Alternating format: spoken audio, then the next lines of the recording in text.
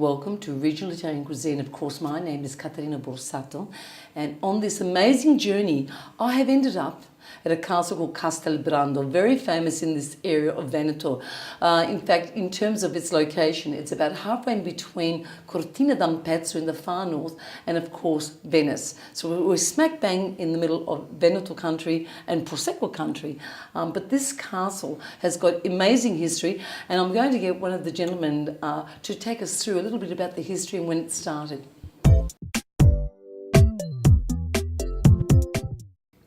Allora, Matteo, thank you for giving me the life story of this amazing castle. So now, tell me a little bit about CastelBrando, because it has a very long history, vero? Well, 2,000 years of history. So the castle was born in 47 before Christ. Right. So 2,000 years ago.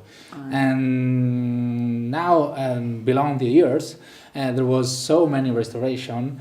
And the part that today you can see, it one from the 16th centuries, right, and then one from the 18th centuries. It's easy to see because there is a white part is the new part, yes, and then the brown part is the oldest part. Yep. Now, of course, the reason that this castle was built, it was part of the Roman castrum, correct? Yeah. It was built as a Roman castrum, so to defend and control all the area and the valley here. Yeah, and of course, it has had numerous landholders here, very famous Venetian families, correct? Yeah, and noble families.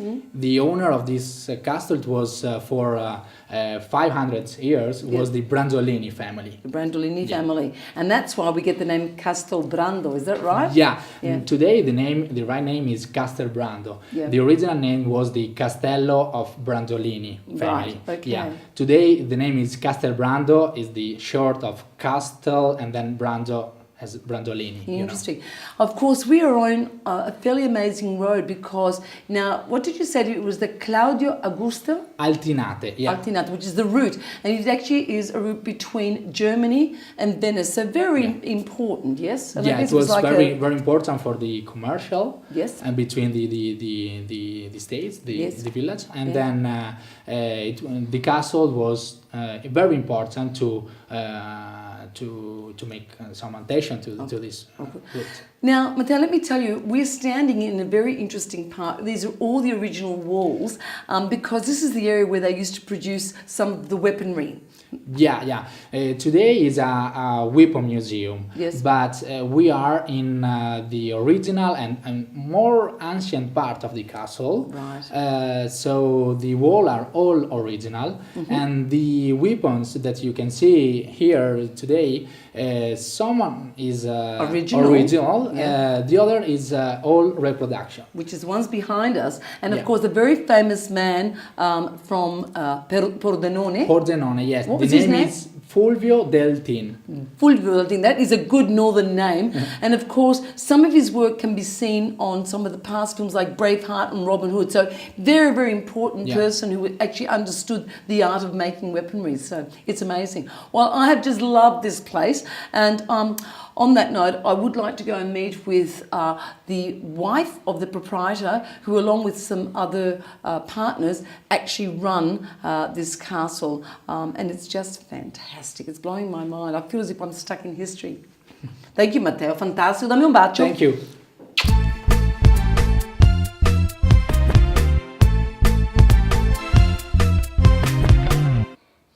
Allora, I have the fantastic pleasure of introducing Ivana Colombano, of course, who is the wife of the renowned, construction engineer extraordinaire Massimo, vero? Yes. So he is amazing. And I really want to say one thing, that of course Massimo, before we talk about their journey here, he is the gentleman whose construction company was behind the Opera House in Sydney in Australia. He's done work with the Museum of Bilbao in Spain, and also has some, in fact, a massive input in the reconstruction of the Twin Towers in New York. So he's a major guy, and she's a major woman. Love her to death. She's one of my people. So thank you. Grazie che mi hai lasciato entrare nel vostro mondo. Troppo gentile. Bene. È a disposizione di tutti. Grazie. Allora, spiegami la storia di CastelBrando. CastelBrando, per quanto riguarda l'acquisto fatto da mio marito, è stato fatto nel 98. Il castello era diciamo, doveva essere ristrutturato. Lui l'ha visto, gli è piaciuto talmente tanto e con passione lui l'ha acquistato e per 3 anni è rimasto qui, e assieme naturalmente a delle imprese, a dei collaboratori e degli architetti l'ha ristrutturato come lui riteneva opportuno dovesse essere restaurato. So basically, her husband Massimo acquired this castle in 1998 from the Salesian order. Of course, they were a fairly poor order and were not able, they used to probably live off the land, but of course, any restoration was out of the question. So Massimo was able to devote 3 years of his life to actually bring it into the place that we now know.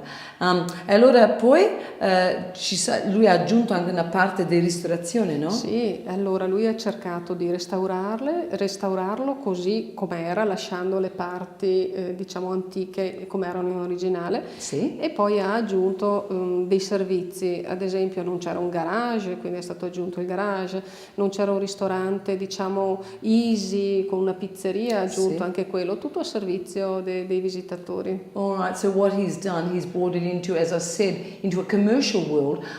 There are 50 rooms here which guests can stay at. He's 2 restaurants operate from here. There are bars. There's the beautiful museum that we are part of. There's a souvenir shop. All sorts of things here, just to make it a viable thing. Because the upkeep of this place is massive. There's heating bills and lighting bills, and that would be quite scary. But how beautiful is it? Non lo so, questo qui è aperto tutto l'anno? Sì, siamo aperti tutto l'anno, come dicevi abbiamo questi 2 ristoranti, uno molto più elegante, uno più informale, abbiamo un centro benessere, nel centro benessere fra parentesi c'erano i bagni romani perché il castello è di origine romana. It's a Roman era, so there are actually Roman baths in this place. Yes. Poi ci sono delle aree museali, dei musei che voi avete visto, le prigioni che sono del 1200. There's even prisons where prisons were held, built from the 1200s.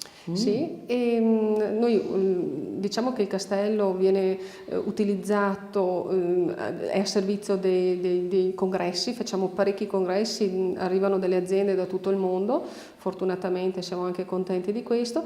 E poi una cosa che devo dirti Caterina, ci sono molti australiani che ci hanno scelto, circa guarda 1500, 1500 You speak English so well, that come here to visit CastelBrando. They are very, very happy for this. That's amazing. So as she said, they do a lot of events here, and so it's not just a restaurant, they do major events. In fact, they do up to 1,200 meals in one day. So this is a pretty big operation.